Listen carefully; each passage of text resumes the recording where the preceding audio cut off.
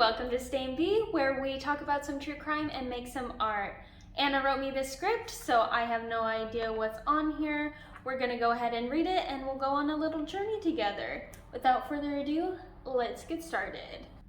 Today we will be looking into the case of a serial killer known as the Monster of the Andes. From being arrested for stealing cars to being tried as a murderer, we'll talk about the life of Pedro Lopez. So this is going to be another dark one. I assume we're probably going to get into some ish that is not going to be so pleasant to hear. All right, hopefully it won't be as bad as Garavito, and it looks like it's going to be a quick one, so it won't be too long of a horribleness. In 1948, Pedro Lopez was born to Mercado Reyes and Belinda Lopez de Castenda. Lopez had said that experiences in his early childhood damaged his psyche and led to the choices he made. I mean, that's always kind of the case. Anyone who's convicted of anything terrible, usually there's some childhood trauma. With his father murdered by a mob and his brother being a prostitute, Lopez was exposed to a wide variety of traumatic experiences at a young age. At the age of 8, his mother caught him sexually assaulting his younger sister, and she did not hesitate to kick him out. I guess this is gonna be just as bad. I don't know if that's like, because Garavito, he had numbers, but your sister, like, I feel like not only, oh, and he was 8. Yeah, you have to be pretty messed up, be introduced to a lot of bad stuff if at age 8 you know what the birds and bees are, and then you use that knowledge and assault your younger sister. Like, it's bad enough when it's a stranger or like someone not related to you, but a family member, like, that's always freaked me out. And I know that most rape cases are done by at least someone you know, and a lot of, like, unfortunately, a lot of child molesting cases, it's by a family member, like an uncle. It's just so, like, why would you want that? I mean, I guess I don't understand. I'm glad that I don't understand why someone would like that. That's probably a good sign. If you do understand why someone wants that, you might want to talk to your doctor. Go to a psych ward or something, because yeah. Yikes.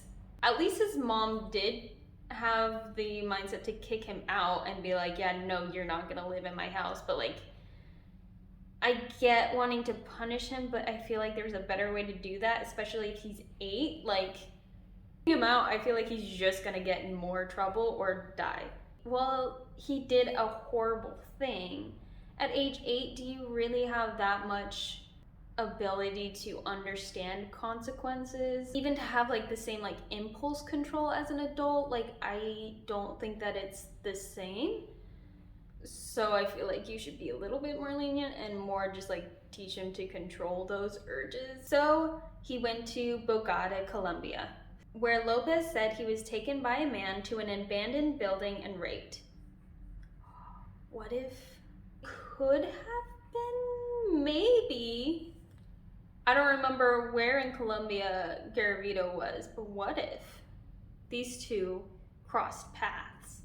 Wait, this was in 1948, so that man maybe could have been Garavito, if I remember correctly. That was in 1960. Like, what if, I've never thought about that before, what if a killer creates another killer through abuse? Because usually serial killers, murder, they start smaller. Like, your first crime is not going to be murder, I don't think, unless it's like accidental, heat of the moment, passion. So if Garavito was more active later, like 10 years later, and he was middle-aged, so he would have been like 30, I think, in like 1948. So yeah, I've never even thought of that as a possibility, that like a serial killer can inflict abuse, and if that person survives, if they were already predisposed to potentially becoming a killer, a serial killer created another serial killer. it's serial killers all the way down. Like turtles, but murderery. Later, at the age of 12, an American family helped Lopez in enrolling in a school for orphan children, which lasted for about 2 years before Lopez ran away. By the age of 18, he was fully independent and supported himself through stealing cars and selling them to chop shops. Unfortunately for him, he was caught and arrested. I feel like stealing cars is not a common beginning place. I feel like most killers, usually they go like assault and battery and rape. That's more, so at least he's being unique in that sense. You know, he's dabbling more in a less violent crime, I assume. Unless you're, I mean, how do you steal a car? Or I guess, how did he steal a car? Because there's two ways. You can wait for it to be abandoned, break into it, or I guess you could, you know, Grand Theft Auto. I'm pretty sure that's where you just open the door and say, get out with a gun, and then it's your car then. So maybe it was violent. Maybe not. In prison, Lopez began his murder hobby. It's always good when someone learns a new skill in prison. You know, good stuff. As a new prisoner, he was gang raped. He remembered the prisoners' faces, and one by one, he killed them before his release. I mean, can we blame him then? I feel like that's kind of like a Dexter move where the person he was killing was terrible, so it's kind of a benefit. Is that really that bad? Yeah, I mean, yeah, and I guess he probably killed after that because that's when he started murdering, so then he got a taste for it. Once out of prison, Lopez took his murderous desires with him. He abducted, raped, and killed young girls all across Peru. By 1978, he had killed over 100 girls, except once again he was caught. He was caught this time by some native Peruvian tribe members. They took him to their elders, who ordered Lopez's immediate execution. There was an American Christian missionary there at the time, though, and he pleaded with the elders not to execute Lopez and to instead take him to the police and take care of him according to Peruvian law. The missionary won, which was probably a bad call on the elders' part, because once the missionary left Lopez with the police, Lopez was let go, most likely due to a lack of evidence. Pedro Lopez was back to his evil doings, this time in Colombia, and then later Ecuador. And I feel like that's how a lot of criminals stay under the radar, even though they're killing like a whole bunch of people, where it seems like that would be really obvious. I feel like if you move, especially moving between different countries, like Ecuador is where he picked up steam. He later bragged that he was killing about 3 girls a week. I don't know why killers brag about the number of kills or their frequency. And then in 1980, you guessed it, he was caught in the act once again. Traders at a local market cornered him until the police were able to come and arrest him.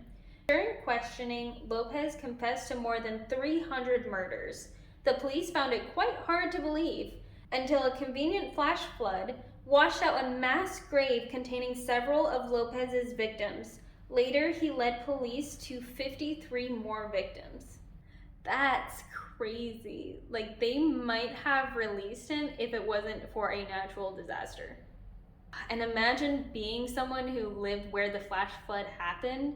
And first of all, flash floods are destructive in of themselves, so it's already scary. And then there's flash flood with a bunch of human bones, and who knows how well they were decomposed, at what time they were buried, so what stage they were at, and just a flood of human decay. That's nightmares. He stood trial for 110 murders, even though he confessed to more.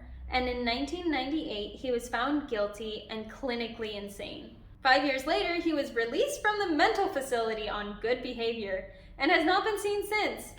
Colombia, what are you doing? First, this guy starts murdering in prison. Wait, how did they not figure out that he was the one murdering in prison? I feel like Of all places to do murder, the most likely place to do murder and get caught is prison. How do you kill someone secretly in prison? It's not like you have access to poison, but still, like, how did the guards not, first of all, catch him in prison, be like, yeah, this guy who is in here for stealing cars, he's killed a bunch of people. Yeah, let's just send him out there. And then he was left with Peruvian police because of that missionary, and he was just let go. And then he was moving around, and then he got caught and was convicted of 110 murders. I was really hopeful that Luis Garavito would stay in prison. Oh, now I'm not so sure. I'm sorry, Colombia, that sucks. And he's just disappeared. In 2002, a new murder was uncovered, and Interpol advised the rearrest of Lopez.